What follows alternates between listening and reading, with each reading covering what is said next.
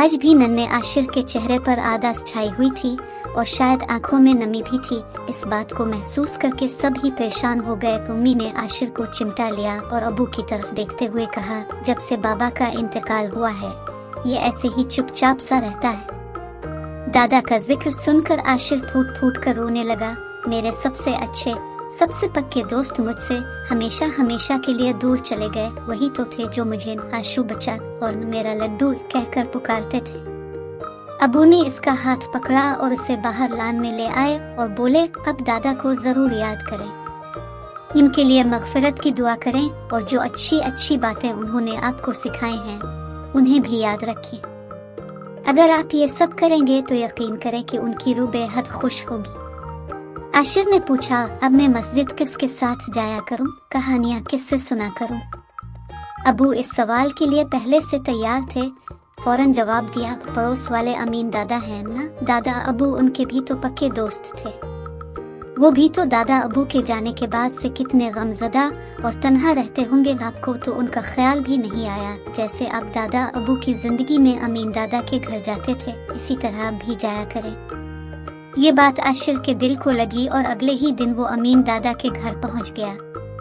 दिन गुजरते गए। आशिर और अमीन साहिब की दोस्ती परवान चढ़ती गई। आशिर को अमीन साहिब की शक्ल में अपने दादा अबू का अक्स नजर आता था। जब अमीन साहिब मुस्कुराते तो इसे लगता कि जैसे इसके दादा अबू मुस्कुराते हुए इसे शफीक नजरों से देख रहे हो।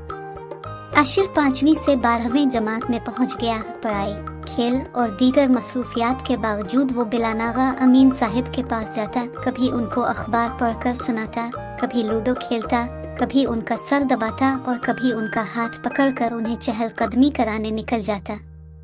इस दौरान वो हर मौजू पर बातें करते। अमीन साहिब जब अपने तजुर्बात और वाक़यात से सुनाते तो वो बहुत लुत्फ अंदोज होता और उनसे सबक भी हासिल करता। इसी वजह से वो दूसरे बच्चों के मुकाबले में ज्यादा समझदार और तमीज़दार नजर आता। फजूल बातों और कामों में वक्त ज़ाय न करता।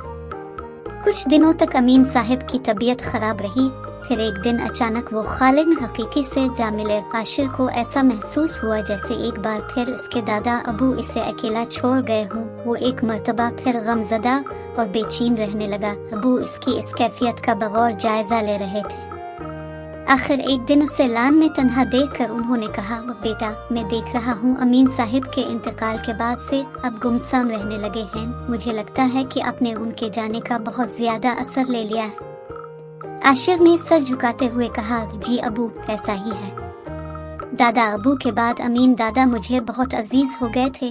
मुझे ऐसा लगता था कि मुझे जो भी कामयाबी हासिल हुई है वो उन्हीं की दुआओं की वजह से हुई है, मगर अब तो मुझे कुछ सुझाई नहीं देता। अबू आप ही बताएं, आखिर मैं क्या करूं कि मेरा दिल मुतमईन हो जाए। अबू अपने हसास बेटे की बातें सुनकर बहुत मुतासिर हुए और कहा, अच्छा तो ये बात है, आपके ख्यालात काबिल कदर हैं। वाकई जो इंसान अपने बुजुर्गों से मोहब्बत और उनकी कदर करता है दुनिया और आखिरत में जरूर सुरखरू होता है।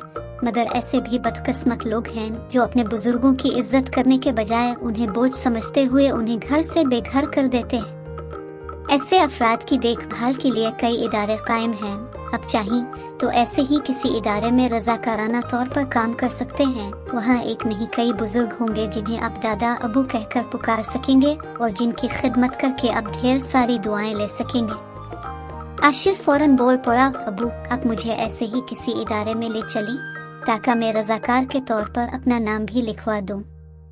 अबू ने इसका माथा चूमते हुए कहा, क्यों नहीं, बल्कि आप चाहें तो अपने दोस्तों को भी इस नेक काम में शामिल कर सकते हैं।